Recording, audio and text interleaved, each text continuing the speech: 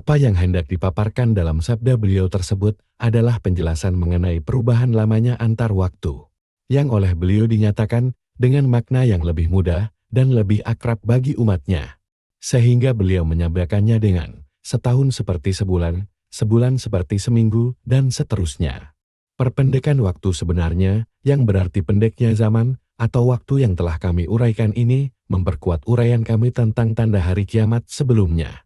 Demikianlah, pada saat itu kondisi alamiah berubah secara signifikan yang akan mempercepat rotasi bumi. Yang semua itu mempengaruhi geologi bumi, kecepatan rotasi permukaan bumi serta kecepatan revolusinya.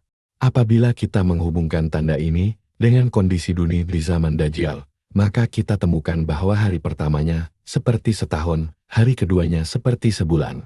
Sekaligus hubungan ini mengantarkan kepada kita pemahaman bahwa akhir dari percepatan rotasi akan terjadi di zaman Dajjal. Artinya sebagaimana yang sudah kami katakan bahwa akibat dari terjadinya perubahan besar pada bola dunia yang mengakibatkan perubahan sifat geologi bumi, nantinya akan mempercepat putaran rotasi dan orbitnya. Kemudian hal ini dilanjutkan dengan penurunan kecepatan tersebut secara bertahap, sehingga secara berangsur-berangsur akan kembali normal seperti sedia kala. Jelasnya bahasan kami mengenai hal yang satu ini, yaitu perpendekan waktu lebih mengacu kepada makna hakiki yang dicantumkan dalam hadits tersebut dengan berlandaskan berbagai karinah yang memang menunjukkan demikian. Namun dengan memperhatikan bahwa karakter bahasa Arab yang begitu fleksibel di mana satu kata bisa bermakna hakiki, sedangkan pada kesempatan lain juga bisa bermakna majas. Maka hal inilah yang mengakibat para ulama berbeda-beda dalam menginterpretasikan hadits ini. Berikut ini beberapa interpretasi mereka terhadap hadits tersebut. Ada yang mengatakan maksud dari waktu berjalan begitu cepat adalah dihilangkannya keberkahan pada segala sesuatu, termasuk waktu. Bisa jadi dulunya waktu seharian dimanfaatkan seluruhnya untuk kebaikan, tetapi sekarang hanya beberapa saat saja. Interpretasi ini meskipun sangat cocok sekali dengan kondisi zaman yang sudah banyak dipenuhi dengan kejahatan dan maksiat sekarang ini. Tetapi kaitannya dengan perpendekan waktu tidak dinyatakan begitu jelas, bahkan sebaliknya dengan banyaknya penemuan-penemuan. Apa yang dulu dikerjakan membutuhkan waktu beberapa bulan sekarang ini dapat diselesaikan hanya dalam beberapa hari. Ada juga yang menyatakan maksud dari waktu berjalan begitu cepat adalah persamaan antara siang dan malam.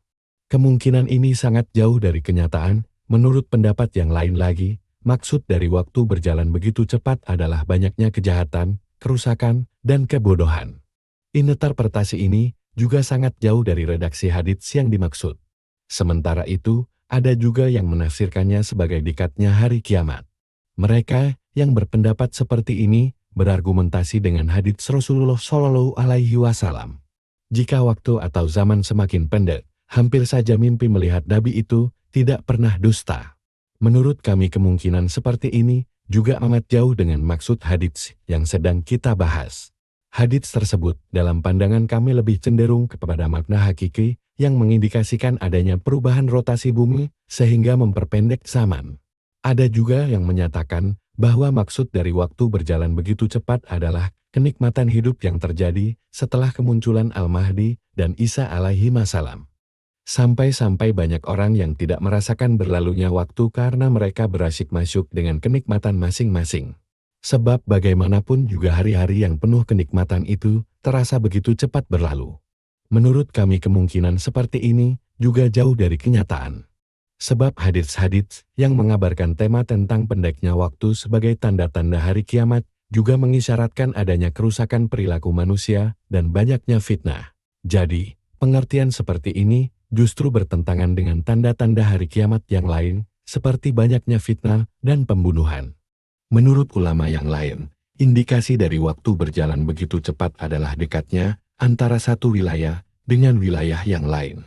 Sebab dengan banyaknya sarana transportasi dan telekomunikasi, menjadikan jarak atau perbedaan tempat bukanlah merupakan suatu penghalang. Jarak yang dulu seharusnya ditempuh dalam beberapa bulan kini dapat ditempuh dalam beberapa hari, bahkan beberapa jam. Demikian juga dengan berbagai informasi yang ada, hanya dalam beberapa saat kita sudah bisa mendapatkannya. Kemungkinan interpretasi seperti ini bisa juga dibenarkan. Kemungkinan yang ketujuh, bisa kita tambahkan di sini, yaitu dunia yang semakin terbuka dengan banyaknya berbagai tuntutan yang membuat kita tidak pernah merasa cukup waktu untuk memenuhinya. Hari begitu cepat berlalu tanpa bisa dioptimalkan pemanfaatannya sesuai dengan keinginan yang telah direncanakan. Indikasi inilah yang banyak kita jumpai sekarang ini, sehingga tidak sedikit orang yang mengatakan bahwa tahun begitu cepat berganti dan hari begitu cepat berlalu. Demikianlah interpretasi yang telah disampaikan oleh para ulama terkait kabar yang diberikan Nabi Shallallahu Alaihi Wasallam tentang tanda-tanda hari kiamat yang tercermin dalam redaksi waktu berjalan begitu cepat. Dalam pandangan kami, pendapat yang rajih adalah pendapat yang keenam, kemudian disusul pendapat yang ketujuh. Jadi dari berbagai interpretasi yang diberikan oleh para ulama tersebut, setidaknya dapat diambil sebuah kesimpulan bahwa ada dua kemungkinan yang bisa kita gunakan dalam memahami waktu berjalan begitu cepat ini. Pertama, menafsiri redaksi tersebut apa adanya, yaitu dengan menggunakan makna hakiki yang tergambarkan dengan bertambahnya kecepatan rotasi bumi. Memang, sebagian orang memandang pendapat ini sebagai hal yang amat jauh dari kemungkinan, namun justru inilah yang kami anggap rajih. Sebab jika kita kembalikan kepada Allah Subhanahu wa Ta'ala, maka tiada yang mustahil baginya untuk merubah kecepatan rotasi bumi. Apa yang kita kenal dengan perubahan rotasi bumi ini sebenarnya juga pernah terjadi di zaman yang amat lampau dan tidak menutup kemungkinan terjadi lagi di masa mendatang. Bahkan prediksi para ilmuwan pun turut mendukungnya. Kedua, maksud dari waktu berjalan begitu cepat itu adalah makna majas sebagaimana yang telah kami sebutkan dalam interpretasi para ulama yang keenam dan ketujuh. Sebab yang perlu dijadikan pijakan dasar dalam memberi makna lafal Arab, hendaknya kita selalu mengedepankan penggunaan makna hakiki daripada makna majasnya selama tidak ada karinah instrumen yang membuat makna sebuah lafal terbelokkan dari makna hakikinya. Sementara, dalam konteks hadits di atas tidak ada satupun karinah yang mengalihkan makna waktu berjalan begitu cepat dari maknanya yang hakiki. Bahkan sebaliknya, justru terdapat karinah yang turut memperkuat bahwa yang dimaksud dalam hadits tersebut adalah makna hakiki sebagaimana yang tercantum dalam pembahasan kita ini. Kami tutup bahasan mengenai tanda hari kiamat yang satu ini dengan apa yang pernah dikutip oleh Ibnu Hajar dari Ibnu Abi Jamrah yang memberikan pengertian umum terhadap maksud dari hadits di atas. Mungkin maksud dari waktu berjalan begitu cepat itu adalah masa yang amat sebentar. Dengan demikian, pengertian ini mengantarkan kita kepada sesuatu yang konkret. Namun kemungkinan bahwa yang dimaksud oleh lafal tersebut adalah bersifat abstrak, juga tidak begitu saja dapat dinafikan. Memang yang konkret hingga sekarang ini belum kita rasakan. Besar kemungkinan hal ini baru dapat ditemui jika hari kiamat benar-benar sudah dekat. Adapun jika yang dimaksudkan itu adalah makna abstrak, maka sudah sejak lama hal ini dapat disinyalir. Hal ini sebagaimana yang selama ini banyak dikeluhkan oleh para ulama zaman sekarang. Mereka membuktikan mereka tidak mampu lagi untuk melakukan atau membuat sebuah karya yang dulunya mereka mampu untuk mempersembahkannya. Yang lebih mengherankan lagi, mereka tidak tahu apa penyebabnya yang membuat mereka seperti itu. 6. Prahara terjadi di mana-mana.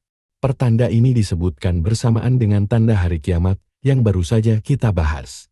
Kata Al-Hari menurut makna aslinya adalah pembauran yang disertai dengan konflik dan perseteruan. Penggunaan makna seperti ini tampak pada kalimat berikut. Harajan nas ejza ihtalatu wa istalafu, manusia menjadi ribut ketika mereka berbaur dan terlibat dalam perseteruan. Demikian juga pemaknaan kata ini juga terlihat dalam kalimat berikut. Harajal kaum al-hadits zakat sarwa halatu fi, banyak orang meributkan permasalahan tersebut ketika mereka berjumlah banyak dan berbaur. Dalam dialek bangsa Habsyi al-har berarti pembunuhan.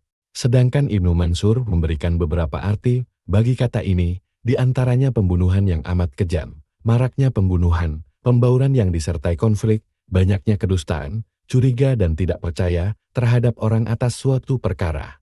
Orang yang memperhatikan makna pada kata al-hari, maka dia akan mendapati makna-maknanya yang saling berdekatan. Bahkan sabda Rasulullah Shallallahu Alaihi Wasallam yang menggunakan lafal ini lebih sesuai dan menyasar daripada kata al-qatu, sebab kata al-hard lebih spesifik dalam memberikan makna yang mengacu pada kondisi bagaimana pembunuhan tersebut terjadi serta memberikan gambaran atas terjadinya sebuah peristiwa pembunuhan. Oleh karena mereka berbaur, maka dari sinilah konflik itu timbul, yang pada akhirnya mereka saling bunuh satu sama lain. Dalam hal ini, dampak yang diakibatkan oleh banyaknya berita dan kebohongan akan memunculkan sebuah klaim yang berbuntut pada terjadinya pembunuhan. Nah, dalam konteks inilah, kata Al-Hari menemukan pemaknaannya yang sesuai, di mana penggambaran situasinya mengacu kepada situasi chaos yang mendorong mereka untuk saling mengalirkan darah. Karena situasi tersebut, meskipun kita telah paham maksudnya dengan mengetahui makna leksikal kata tersebut, bukan berarti kita tidak membutuhkan penjelasan yang lain terkait tanda hari kiamat ini. Dalam hal ini, kita juga harus menggali bagaimanakah karakteristik yang ditunjukkan oleh pertanda ini, kapan terjadinya, serta dengan cara apa kita semua dapat selamat dari bencana ini. Inilah yang hendak dijelaskan dalam hadits berikut ini. Dari Abdullah bin Mas'ud radhiyallahu anhu, Rasulullah Shallallahu alaihi wasallam bersabda, menjelang hari kiamat nanti, hari-hari banyak dipenuhi oleh Al-Hari. Saat itu, ilmu menjadi hilang dan kejahilan tersebar di mana-mana. Abu Musa berkata, Al-Hari artinya pembunuhan menurut dialek orang Habsyi. H.R. Mal-Bukhari, Al-Fitan, Hadits Nun, 7067. Hadits ini secara eksplisit menjelaskan bahwa yang dimaksud dengan Al-Hari adalah pembunuhan yang terjadi pada masa tertentu. Dan di antara sebabnya adalah tersebarnya kebodohan dan hilangnya ilmu. Dari Abu Hurairah radhiyallahu anhu, Rasulullah Shallallahu alaihi wasallam bersabda, demi zat yang jiwaku ini berada dalam genggamannya, dunia ini tidak akan musnah sehingga orang-orang saling bunuh satu sama lain tanpa mengetahui apa penyebabnya. Demikian juga orang yang dibunuh, dia tidak tahu apa penyebabnya, sehingga dia harus dibunuh. Maka, ditanyakanlah kepada beliau, bagaimana mungkin hal itu bisa terjadi? Beliau menjawab, itulah Al-Hari yang membunuh dan yang dibunuh sama-sama di neraka. H.R. Muslim, Al-Fitan, Hadits No. 2908. Kami katakan, hadits ini menjelaskan bahwa pembunuhan tersebut bukanlah peperangan yang terjadi antara pembela kebenaran melawan pelaku kebatilan, atau memerangi orang-orang yang memberontak terhadap pemerintah yang sah. Tetapi mereka saling bunuh hanya karena urusan dunia, atau bisa jadi kondisi chaos yang sama sekali tidak bisa dikendalikan. Tetapi kalau diperhatikan secara jeli ternyata di dalamnya terdapat maksud tersembunyi mengapa mereka saling bunuh. Maksudnya perbuatan ini dilakukan demi mencapai kepentingan pihak-pihak yang berkuasa. Adapun mereka yang terjerumus dalam situasi saling bunuh, tidak tahu menahu kenapa dia harus membunuh orang dan orang yang dibunuh pun juga demikian. Dia tidak tahu mengapa dia harus dibunuh. Di samping itu hadits tersebut juga menyebutkan bahwa yang menjadi objek yang diperebutkan adalah kepentingan dunia dan oleh karenanya yang membunuh dan yang terbunuh sama-sama di neraka. Dari Abu Bakrah radhiyallahu anhu, Rasulullah Shallallahu alaihi wasallam bersabda, sungguh nanti akan terjadi fitnah di mana orang yang tidur lebih baik daripada orang yang duduk. Orang yang duduk lebih baik daripada orang yang berdiri, orang yang berdiri lebih baik daripada orang yang berjalan. Dan orang yang berjalan lebih baik daripada orang yang berlari. Abu Bakrah bertanya, apa yang Anda perintahkan kepadaku jika aku menemui hal semacam itu? Beliau menjawab, barang siapa yang mempunyai unta hendaknya dia pergi dengan untanya. Barang siapa yang memiliki kambing hendaknya dia pergi dengan membawa kambingnya. Dan barang siapa yang mempunyai tanah hendaknya dia pergi dengan membawa hasil penjualan tanahnya. Namun bagi mereka yang tidak mempunyai apa-apa, hendaknya dia menghantamkan pedangnya pada batu keras agar rusak kemudian menyelamatkan diri semampunya. Dari Ibnu Mas'ud radhiyallahu anhu bersabda Rasulullah Shallallahu alaihi wasallam. Ibnu Mas'ud kemudian menyebutkan beberapa potongan hadits yang diriwayatkan oleh Abu Bakrah di atas. Selanjutnya, Ibnu Mas'ud berkata, mereka yang saling bunuh, semuanya masuk neraka. Maka aku perawi hadits ini, berkata, kapan hal itu terjadi? Wahai Ibnu Mas'ud. Ibnu Mas'ud menjawab, hari itulah yang disebut dengan Al-Hari, di mana seseorang tidak akan merasa aman meskipun berada di samping teman akrabnya. Apa yang Anda sarankan, jika kami nanti hidup di zaman yang demikian? Ibnu Mas'ud menjawab, tutuplah mulutmu, tahanlah tanganmu, dan bersembunyilah di lorong-lorong rumahmu. Kemudian perawi mengisahkan seraya berkata, saat Utsman radhiyallahu anhu terbunuh, Terbanglah hatiku bersama raganya hingga aku menunggang kudaku sampai di Damaskus dan bertemu dengan Huryam bin Fatih.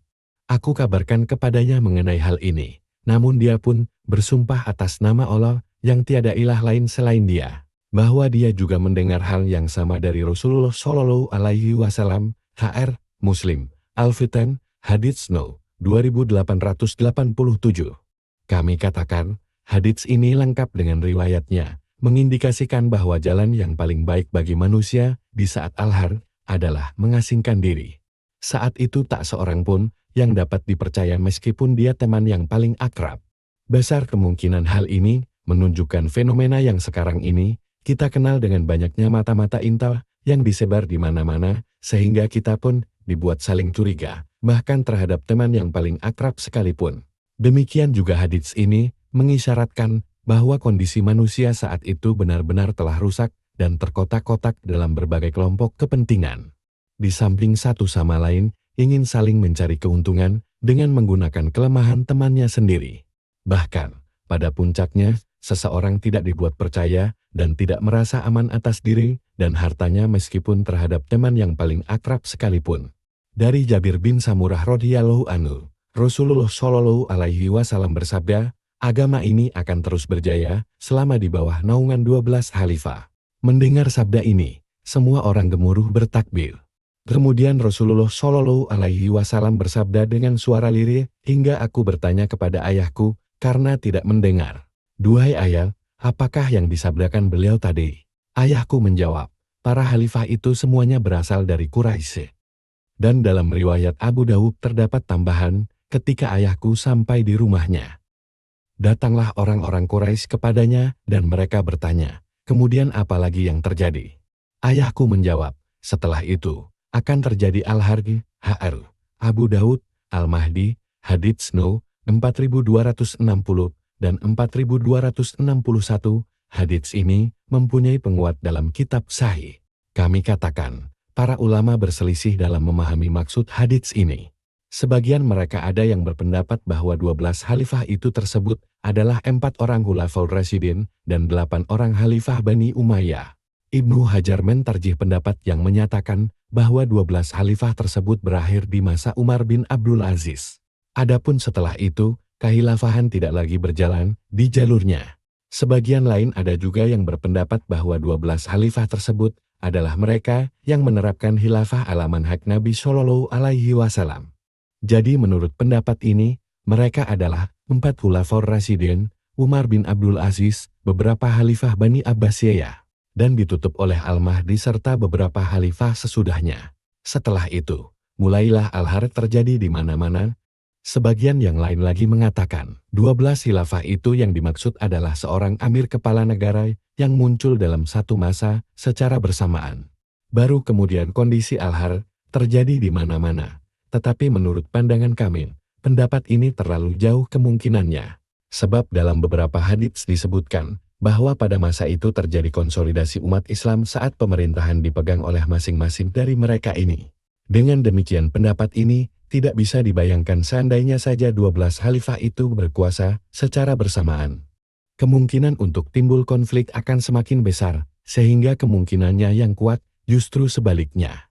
Kami berpendapat, interpretasi yang rajih adalah pendapat yang menyatakan bahwa 12 khalifah tersebut adalah 4 Khulafaur Rasyidin dan 8 orang khalifah dari Bani Umayyah sebagaimana yang telah kami nyatakan dalam pasal pertama bab ini. Dan yang menguatkan adalah hadits ini menunjukkan bahwa merajalelanya pembunuhan secara merata atau al-harj hanya terjadi setelah masa 12 khalifah tersebut berkuasa. Inilah yang mendasari kami untuk membedakan antara konflik intern pembasmian kaum separatis umat Islam dengan kejadian al-harj yang dimaksud. Dari Abu Musa al-Asy'ari radhiyallahu anhu, Rasulullah Shallallahu Alaihi Wasallam bersabda, menjelang hari kiamat nanti akan terjadi al-harj. Abu Musa bertanya, apa al-harj itu, wahai Rasulullah?